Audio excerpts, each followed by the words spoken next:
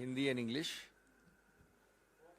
It'll take some time, so please be patient. I'll be doing in both languages, and your colleagues should not be affected in any one language. Friends, the issue before us is political even before legal.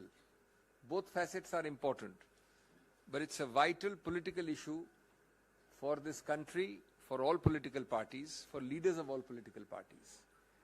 It is a political issue because it signifies the systematic, repetitive emasculation of democratic institutions by the ruling party.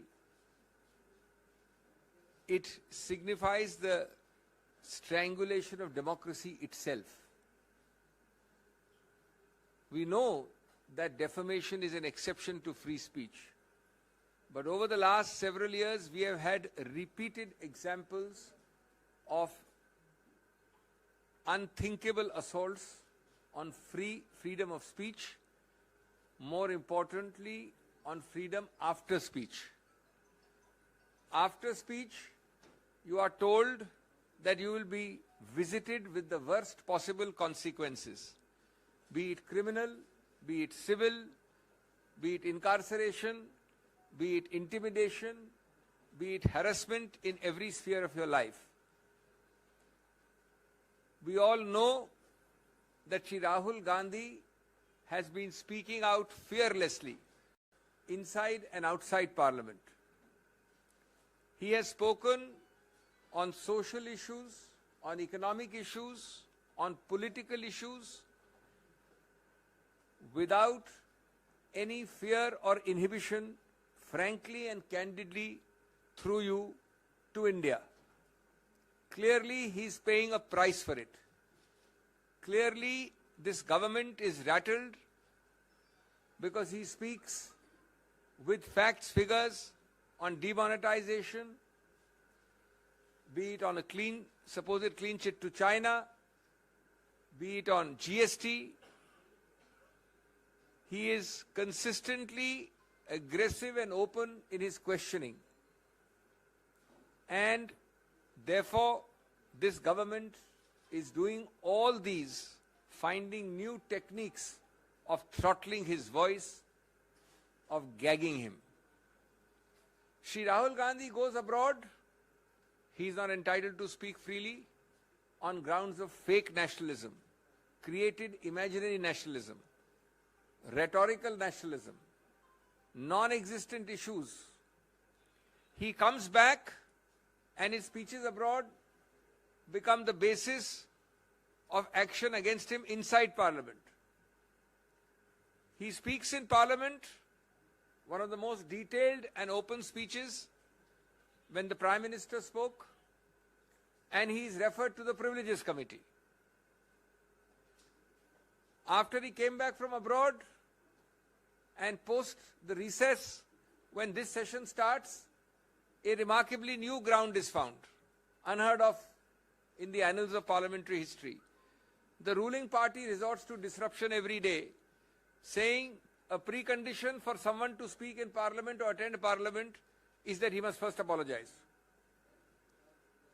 I don't think in any parliamentary democracy, Westminster or not Westminster, you have found this kind of stipulation. So disruption by the ruling party. All of this is part of a pattern. All of this is part of a pattern to stop him. A, because he speaks fearlessly and candidly. B, to divert attention from the real issues. To divert attention from the questions which my friend here asks every day. To divert attention from the burning issues before the nation today. And it is done also to send a message to create a fear psychosis amongst those who dare to question this government. Friends, that is the political part. That is what should concern our body polity. There is equally a legal part. I have shared some of that with you yesterday. Since we've had slightly more time, let me elaborate a little more today. When you hurry, when you are premeditated, when you have decided to do something, you make mistake after mistake after mistake. You multiply mistakes on a repetitive basis.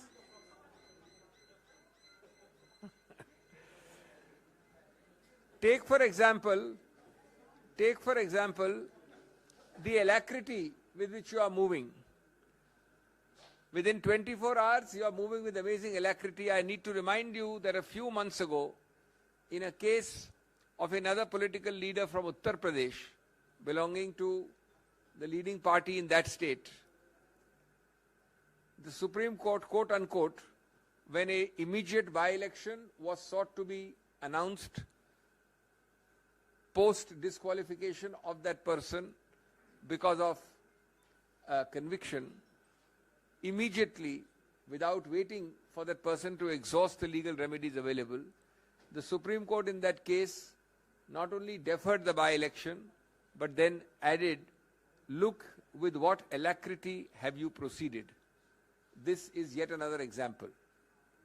But it gets curiouser and curiouser. As I told you yesterday, there is a provision created in law specifically called 202, which says if allegedly I commit a defamatory offence in place X, in this case Kolar, Karnataka, and if somebody chooses to sue me in Gujarat or Bihar, as in this case Surat, then the magistrate before whom a complaint is filed is mandatorily, I repeat, mandatorily obliged to conduct a preliminary inquiry as to whether he has jurisdiction to start and initiate the proceeding. He has to call for a report either himself or through the police or through agencies. To the best of our knowledge, this point is taken by Shri Gandhi's lawyers, noted in the judgment, and not decided. Admittedly, no inquiry is conducted because there is a tearing hurry to go ahead in a place which might well be without any jurisdiction at all, namely Surat, Gujarat. As I said, it gets curiouser and curiouser. I mentioned another example yesterday. I have the dates now. Let me walk you through it. The complaint is filed approximately in April 2019. I think the exact date is April 16, 2019 at Surat. The magistrate is one Mr. Dave. On 2021, Mr. Rahul Gandhi, in 2021 year, 2 years later in June, appears in the court to record his statement in person. Shri Rahul Gandhi appears in that court. In March 22, that is 3 years after the complaint is filed, and 1 year after Shri Rahul Gandhi appeared there, the complainant files an application against someone Rahul Gandhi. When that application is rejected, possibly by a firm magistrate, obviously he had been called, he had come a second time, you cannot harass people to come again and again, he rejects it. At that point, the complainant rushes to the High Court and gets a stay of his own complaint. The High Court grants that stay on 7th of March 2022. So I file a complaint, I seek a stay of my own complaint. Perhaps days are not auspicious, the climate is not ecologically suitable. Now the same complainant, after a hiatus of 11 months, when he has no interest in his own complaint, suddenly wakes up and goes on 16th February this year, seeking a vacation of the same stay which he himself obtained. And I quote, he pleads, and you must all read between the lines. We will of course take all this in the appeal, we have legal records. Quote, he says, sufficient evidence has come on record of the trial court and the pendency of the present matter delays the trial. Pendency of what matter? His own High Court petition. He says he is delaying his own trial. So he says, please vacate. Now the sentence is, though sufficient evidence has come on record, no new evidence has come on record, actually. The High Court vacates the stay, the man rushes back to the trial court, and we get this judgment. Meanwhile, the magistrate has changed. We were not born yesterday, neither you nor me. चित भी अपनी, पट भी अपनी. There are many more disturbing features about this case. There is a point which we may or may not take. I am not saying that everything Rahul Gandhi needs to take because he is fearless. He knows in his conscience. He has full reliance on the law. But there is a debatable issue. I am only flagging the issue, which I did not mention yesterday. That though the conviction is by a court, in Rahul Gandhi's case, the disqualification under Article 103 of the Constitution has to be by the President of India. And under 103, the President of India has to first, before disqualifying Sri Rahul Gandhi, take an opinion, a recommendation from the Election Commission. Admittedly, it is not done.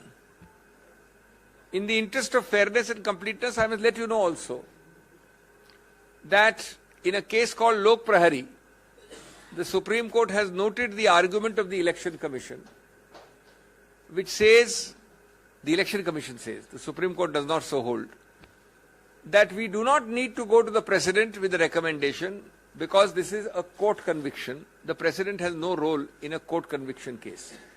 Though this point is noted by the Supreme Court in the Lok Prahari case, it is not decided. The Election Commission, no doubt, has issued circulars saying, in such cases of conviction, we don't need to go to the Honorable President. But my question is a little different. If the constitutional Article 103 says so, neither the practice of the Election Commission, nor indeed a recordal of a submission of the Election Commission to the Supreme Court, nor indeed a recordal by the Supreme Court can change the Constitution. The highest law of the land is the Constitution. The text of the constitutional article cannot be diluted by a practical approach saying it's a conviction by a court, therefore President is excluded. That is itself a questionable exercise, this immediate issuance today of a disqualification. But we let it be. We are confident that we will get a stay of conviction. A stay of conviction will remove the very basis of this disqualification. This disqualification is nothing but consequential. When the foundation goes, namely the conviction is stayed, the consequences of an illegal foundation will also go.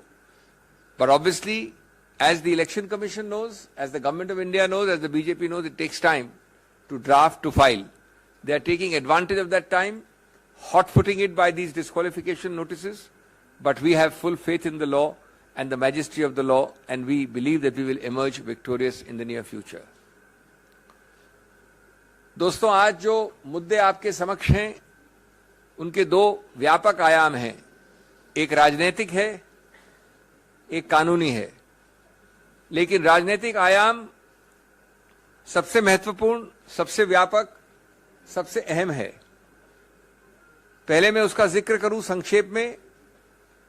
पहला बिंदु उसका यह है कि जानबूझकर, बार बार, सोच समझकर, एक सूझे बूझे तरीके से इस सरकार ने हर गणतांत्रिक संस्था को खत्म करने का प्रयत्न किया है, उसको चोक करने का प्रयत्न किया है, उसमें रोकथाम करने का प्रयत्न किया है. सबसे बड़ी संस्था उनके मायने में जो उनके लिए बाधा है, वो है स्वतंत्र, निष्पक्ष, निडर बोलना, बोलचाल, जो हमारे संविधान की एक महत्वाकांक्षा ही नहीं, एक मानव अधिकार है, मूलभूत. इस सरकार ने, इस केस की बात नहीं कर रहा हूं मैं, श्री राहुल गांधी की, सैकड़ों केसेस में 2014 के बाद ऐसे येन केन प्रकारेण कदम उठाए हैं जो हर नागरिक के स्वतंत्र, निडर बोलने के अधिकार क्षेत्र में बाधा डालें, बार बार. और उसके उदाहरण आप जानते हैं. बोलने की स्वतंत्रता और बोलने के बाद की स्वतंत्रता, दोनों को सीधा निचोड़ने का प्रयत्न किया है सरकार ने बार बार. श्री राहुल गांधी, हम सब जानते हैं, ने निडरता से बार बार संसद के अंदर और संसद के बाहर अपने विचार रखे हैं, जनहित में रखे हैं, जनता के सामने रखे हैं, जनता के लिए रखे हैं. उन्होंने सामाजिक, आर्थिक, राजनीतिक, विदेश नीति इत्यादि इत्यादि सब मुद्दों पे पूरा बोला है, बिना झिझक के बोला है। और वो आज उसकी कीमत चुका रहे हैं, क्योंकि उनके सवाल, उनके वक्तव्य अच्छे नहीं लगते उन लोगों को जिन्होंने वो गलतियां की हैं, जिसके बारे में विवरण करते हैं श्री राहुल गांधी। कभी डिमोनेटाइजेशन ले लें, कभी चीन को क्लीन चिट का मामला ले लें, कभी जीएसटी ले लें।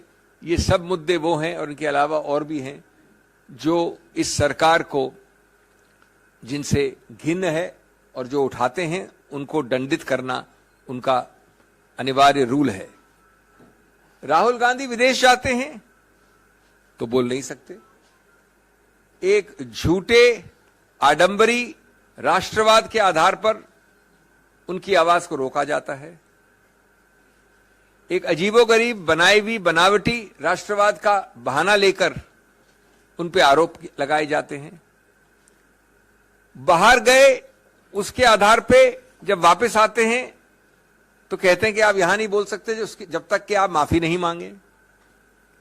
यहां आते हैं और उस दिन बोलते हैं संसद में, जब माननीय प्रधानमंत्री बोल रहे थे तो सरकार पूछती है आपकी हिम्मत कैसे हुई सब बोलने की, सत्य बोलने की, साफ बोलने की, निडरता से बोलने की। हम आपको प्रिविलेजेस कमेटी भेजते हैं। और सबसे अजीबोगरीब जो मैं समझता हूं, किसी गणतांत्रिक, संसदीय गणतांत्रिक, लोकतांत्रिक देश में नहीं देखा गया, जब वो आके बोलते हैं तो सरकार खुद अवरुद्ध करती है संसद को। सरकार खुद करती है इस आधार पे कि पहले आप माफी मांगिए। ये कौन सी संसदीय प्रणाली के अंतर्गत है कि पहले आप माफी मांगिए, नहीं तो हम अवरुद्ध करेंगे, नहीं तो संसद चलेगी नहीं। तो ये इसी प्रक्रिया का एक और उदाहरण है, जहां मुंह खोले झूठे बेमानी केसेस दायर करिए, डराइए, धमकाइए, और हम आश्वस्त हैं कानूनी प्रक्रिया में कि हम जीतेंगे, स्टे ऑफ कन्विक्शन हमें मिलेगा। लेकिन जहां तक सरकार का सवाल है, उन्होंने ये सब प्रयत्न किए हैं, बार बार किए हैं।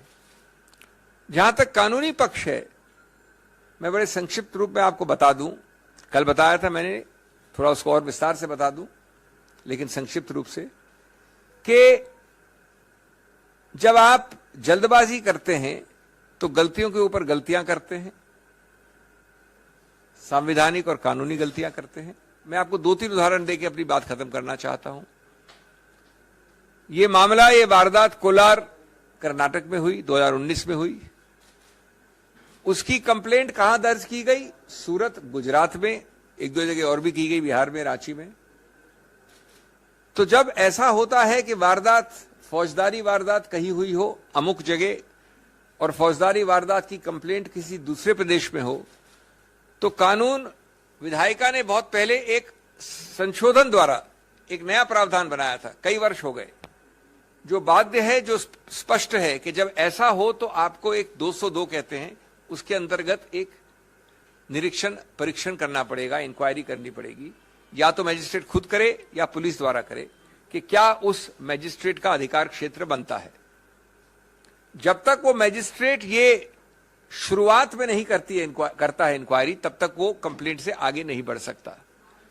रोचक बात यह है कि ये मुद्दा स्पष्ट रूप से इस श्री राहुल गांधी केस में उठाया गया, जजमेंट में लिखा है, लेकिन निर्णित कहीं नहीं है।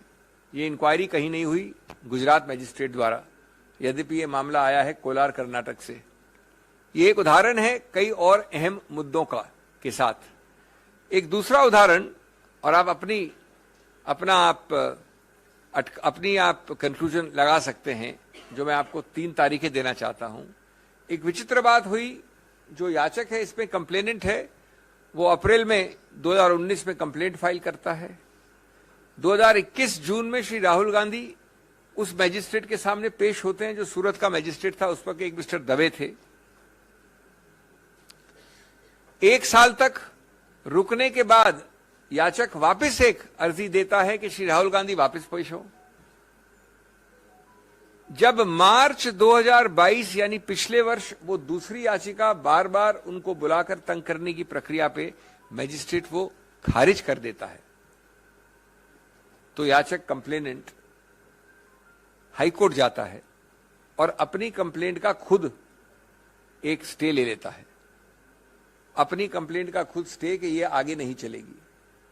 1 साल तक वो पड़ी हुई है, 11 महीने से उसका कुछ नहीं करता है, सब कुछ ठीक है उसके लिए। अचानक वो वापस जाके फरवरी इस वर्ष फरवरी में, यानी पिछले महीने, हाईकोर्ट को कहता है कि साहब अब काफी एविडेंस आ गई है, अब मैं अपनी खुद का स्टे को वापस लेना चाहता हूं, स्टे को आप निरस्त कर दीजिए, यानी स्टे को स्टे कर दीजिए, स्टे को हटा दीजिए।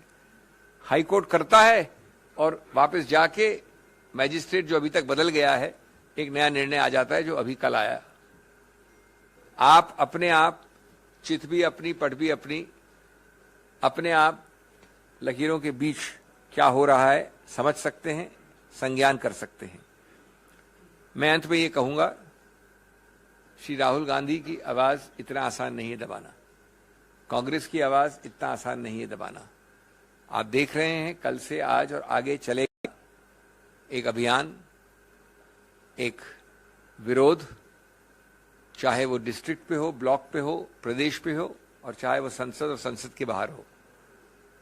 ये आवाज रुक नहीं सकती है। जो तथ्य मैंने आपको बोले हैं ये बिल्कुल उजागर किए जाएंगे, लेकिन पूरा विश्वास आश्वासन है कि ऐसी चीज जो कानून में गलत है, हम आश्वस्त हैं कि उसका सही रूप से अवलोकन किया जाएगा बड़ी अपील वाली अदालतों द्वारा, और हमें कन्विक्शन का स्टे जल्द से जल्द मिलेगा।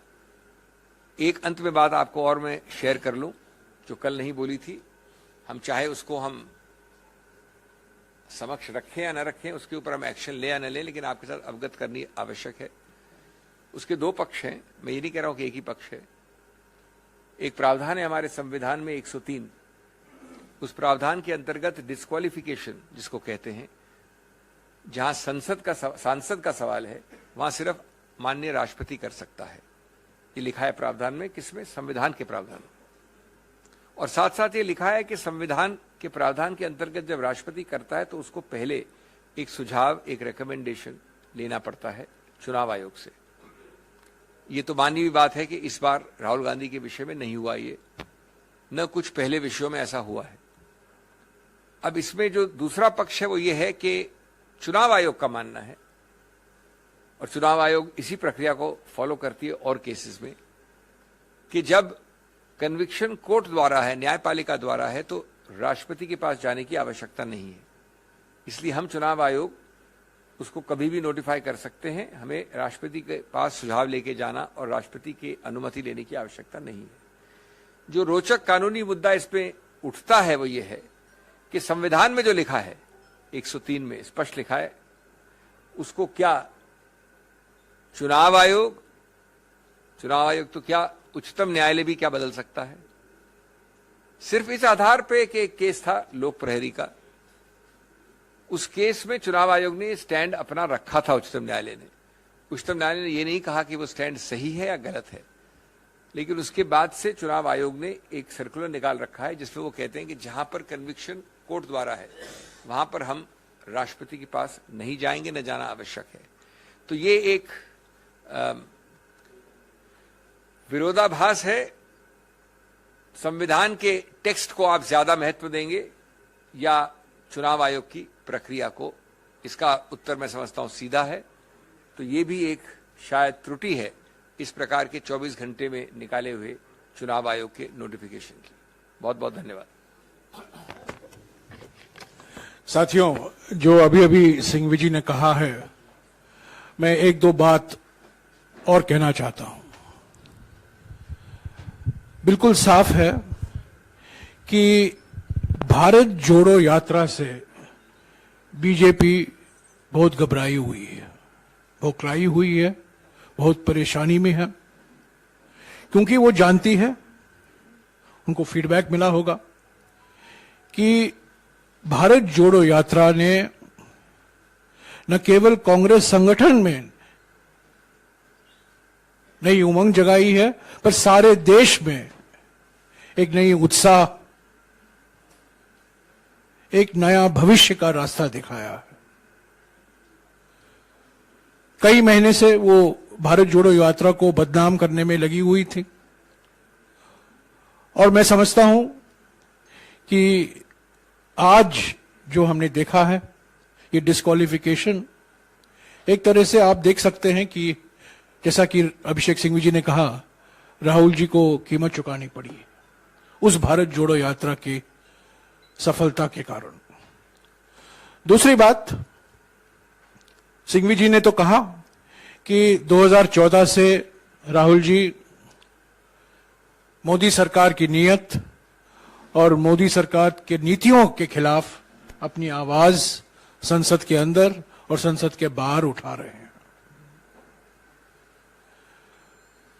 ये नोटबंदी के बारे में इन्होंने जिक्र किया, जीएसटी के बारे में इन्होंने जिक्र किया, चीन को जो जून 2020 में प्रधानमंत्री ने क्लीन चिट दिया उसका भी सिंघवी जी ने जिक्र किया।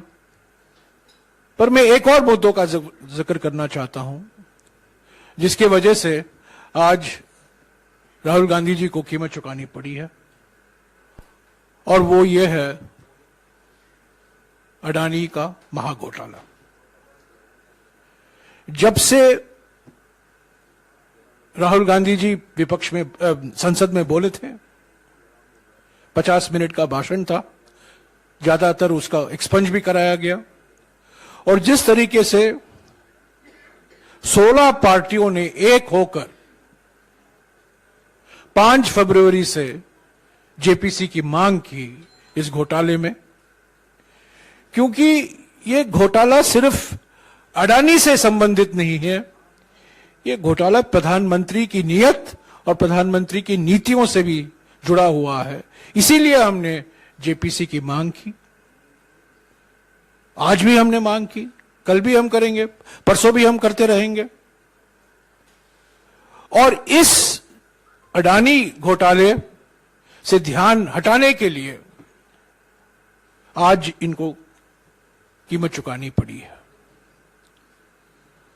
तो एक तरफ राहुल गांधी जी की कोशिश और दूसरी तरफ प्रधानमंत्री की साजिश, ये साजिश बनाम कोशिश,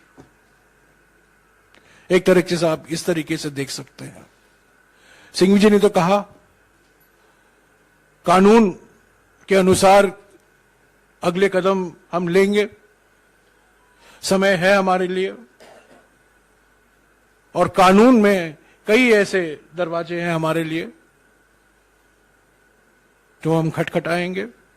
पर यह सिर्फ कानूनी मुद्दा नहीं है, यह मौलिक तौर से राजनीतिक मुद्दा है।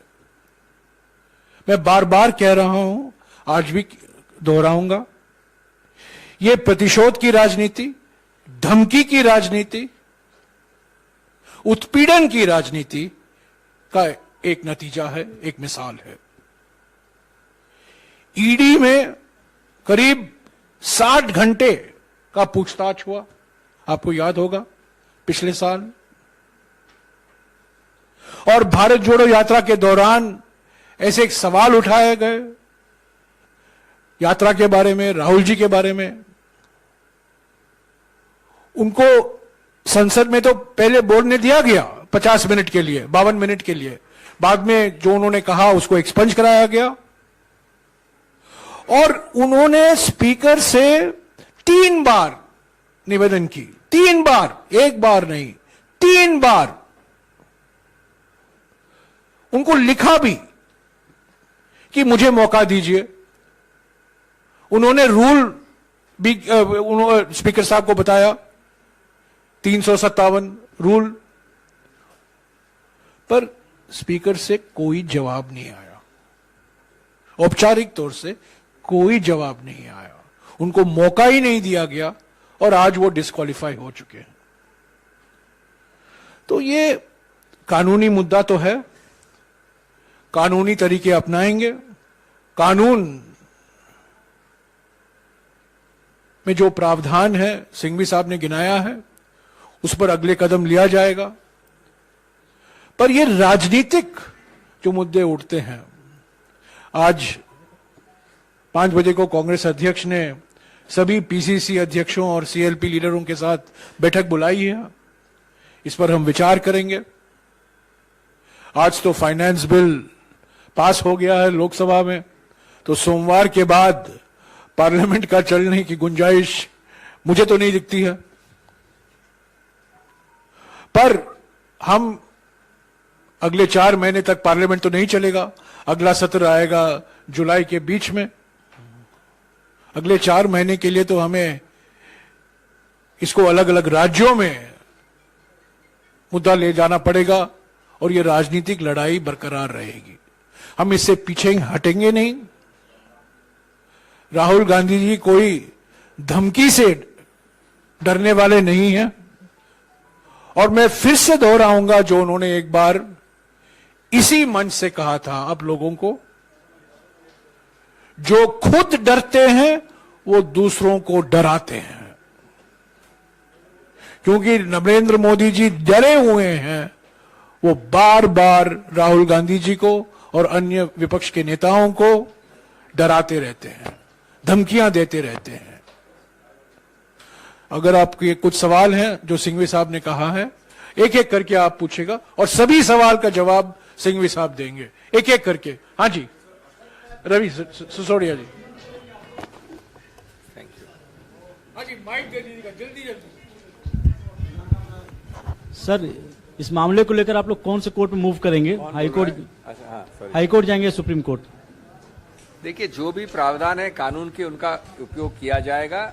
आमतौर पे इसके विरुद्ध सेशंस कोर्ट में जाती है अपील। नेक्स्ट। सर मेरा सवाल आपसे ये है कि राजनीतिक तौर पर आप लड़ाई लड़ने की बात कर रहे हैं, लेकिन कांग्रेस ये बात अब तक बाहर क्यों नहीं समझा पा रही कि ये राहुल गांधी के पास के ऊपर जो मुकदमा लगा वो एक डेफॉर्मेशन का केस है, कोई करप्शन का केस नहीं है। अगर आप राजनीतिक लड़ाई लड़ते हैं तो ये कैसे आप समझाएंगे? आप जनता की अदालत में कैसे लड़ेंगे इस केस को? भैया, अभी 24 घंटे हुए हैं, 2 प्रेस कॉन्फ्रेंस हो गई, इतने अभियान हो गए, इससे ज्यादा समझाने की आवश्यकता क्या है? 1.5 दिन में। और मैं समझता हूं कि आप लोग सब इससे कहीं ज्यादा इंटेलिजेंट है कि जानते हैं कि ये भ्रष्टाचार का केस नहीं है, मानहानि का केस है। तो आपको थोड़ा समय देना पड़ेगा। मैं नहीं समझता कि कोई पार्टी 1.5-2 दिन में इतने सारी चीजें आपको कानूनी भी बता सके, राजनीतिक भी बता सके। इतनी बैठक भी हो गई है, इतने सारी चीजें आज सुबह भी हो गई हैं। तो ये तो सब आपके समक्ष, आपके सहयोग से पूरा प्रचार देश में है। Arvind,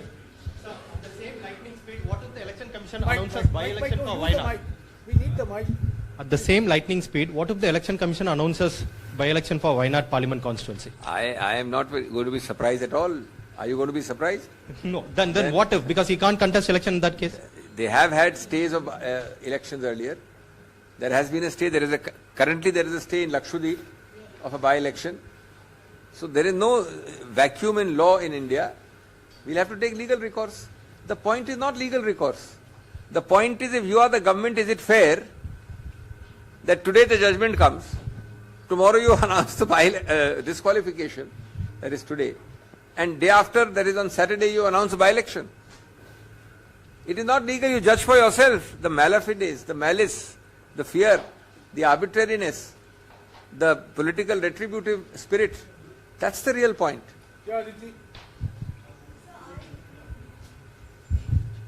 BJP President JP Nadda has in the morning attacked the Congress and Mr. Gandhi's comments, saying these are anti-other backward classes. So this is the larger narrative the BJP is taking. How do you counter that politically? I don't think this kind of a comment needs to be dignified with a response. I think in the context of a judgment where the entire machinery of BJP was there, they have not even taken this point even there. This great afterthought by the president of the BJP is truly an innovative afterthought which has not been taken by anybody, neither complainant nor anybody, nor the magistrate's order, nor anything else.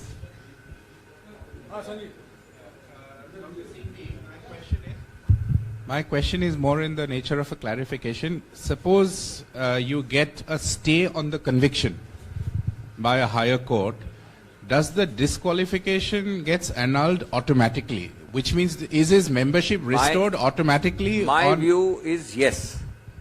But equally my expectation is no. No, what does My view precedent is say? that the foundation, that there is nothing specific. because everything is not written down. Good governance, common sense, fair play is assumed by the writers who make the law and make the constitution. They don't write down that if X happens, then Y must automatically follow. But I'm asking something which will appeal to your common sense.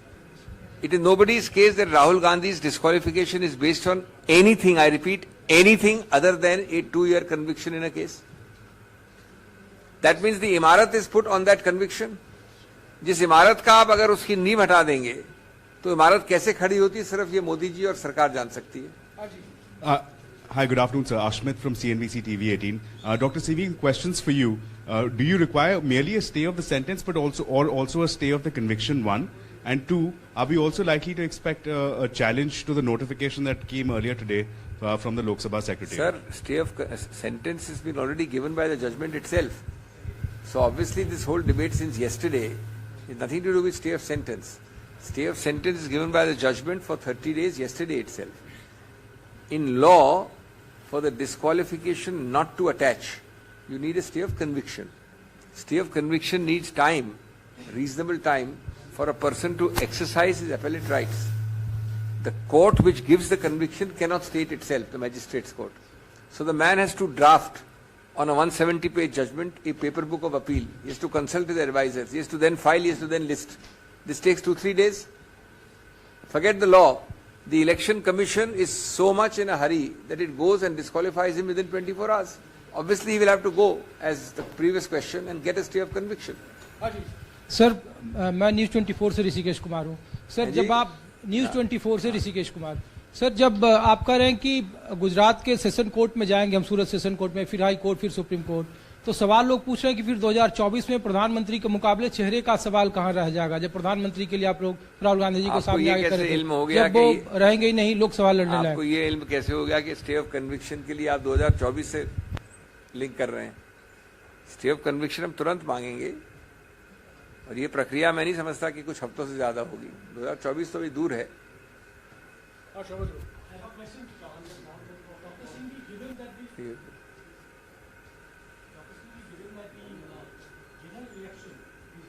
Next year, will this legal challenge of yours will be a race against time, because you also need to give Rahul Gandhi, or try to give Rahul Gandhi, a chance to fight the next election? No, Saubatra, that's pretty much the last question. 2024 is relatively far away. We are talking of weeks. We are going to appellate court and the further court within days, and we are seeking not a final hearing of the conviction, we are seeking a stay of conviction. An interim stay of conviction is a much shorter procedure. If there is any delay in it, we will go to the High Court and up to the Supreme Court. It is but obvious that in the meanwhile, if you try to short-circuit the proceedings by having by-elections, that will also have to be stayed. Here is Sandeep from Bartaman newspaper. अगर conviction पे stay हो जाए या पूरा खारिज हो जाए तो ऑटोमेटिकली राहुल गांधी इलेक्शन लड़ सकते हैं ना? अगर कन्विक्शन में स्टे होगा तो निश्चित रूप से लड़ सकते हैं. अच्छा, तो वो 6 इयर्स वाला नहीं एप्लीकेबल होगा? नहीं, बिल्कुल, इसीलिए नहीं applicable. Okay, thank you very much.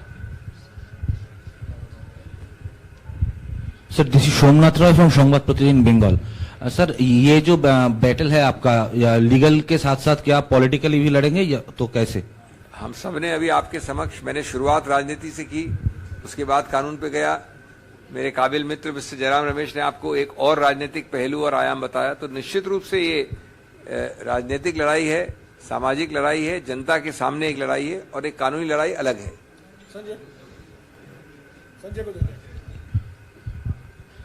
Jairam जी, आपने कहा प्रधानमंत्री ने साजिश की है, अभी आपने मंच से कहा कि साजिश को थोड़ा एक्सप्लेन करेंगे, थ्रेड, कि कैसे साजिश कैसे हुई है? नहीं, देखिए, साजिश के कई मील पत्थर हैं. साजिश के कई मील पत्थर है. आज भी एक मील पत्थर पार किया है, और भी मील पत्थर आगे मिलेंगे. तो मैंने आपको गिनाया है भारत जोड़ो यात्रा के दौरान कैसे बदनाम करने की कोशिश की गई.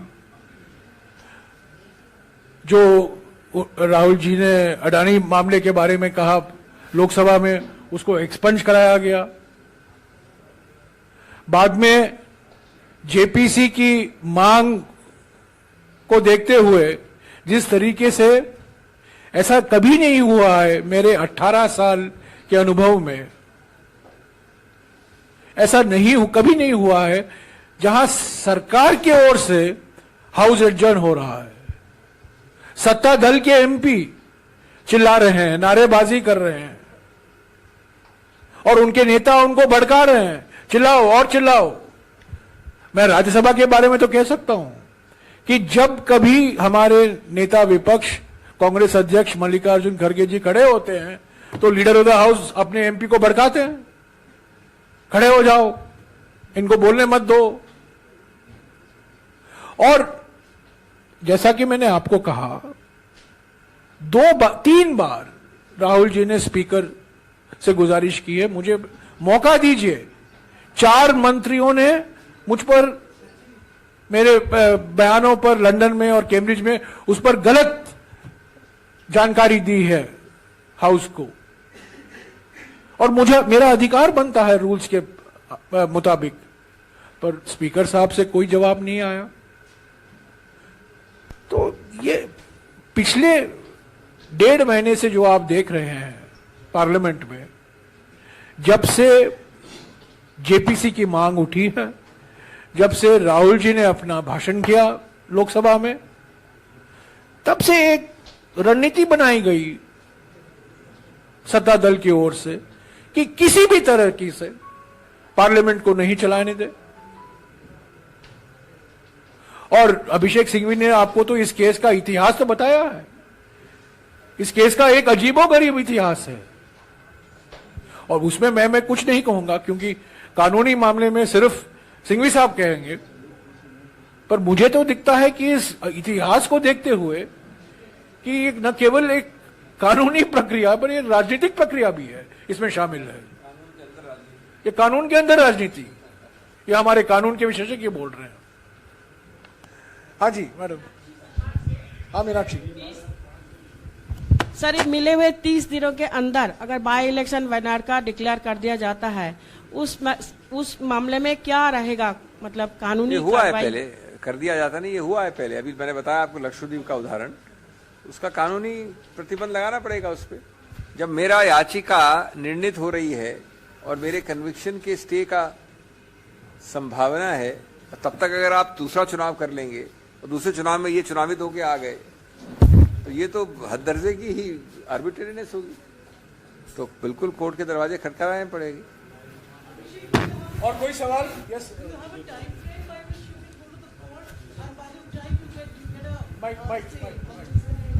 There's no time.